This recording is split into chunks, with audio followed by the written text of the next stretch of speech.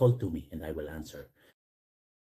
That's what God tells us in Jeremiah 33:3, and I believed it. For years, in difficult times, in complicated moments, in times when I needed some help, I cried out to God for aid, for advice, for help, for compassion, for guidance, and He never responded. He was never there. I never heard Him. And you don't know how sad, how frustrating, how disheartening it is to cry out to someone you truly believe in and never hear their advice, their support. Those years were truly disheartening because the cry I sent out had no answer at all. It was not until many years later, when I began studying my thoughts, that I finally realized He had always been there. He had always answered me, and I had always had His advice. But what exactly was happening? That I wasn't really listening, and why, you might ask, didn't I hear those important pieces of advice that were always there, waiting for me to notice them? Because God, in my experience, manifests in a very subtle and extremely faint way, almost like a whisper that is easy to miss. And those gentle thoughts of God that come through me were completely buried, hidden beneath hundreds and hundreds of terrifying, intrusive, almost overwhelming terrorist thoughts that were absolutely full of fear and anxiety. Those thoughts of fear are so much more powerful, so much louder, so much noisier, and they completely drown out and bury the thoughts of God.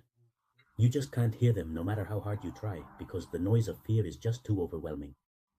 That soft voice that comes from divinity, as long as you have terrorist, intrusive, fearful thoughts, you can't hear them. They are completely buried.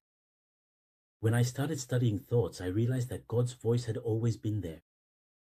So I started removing the thoughts of fear. I started removing and unearthing those thoughts that had been covering up the thoughts of God.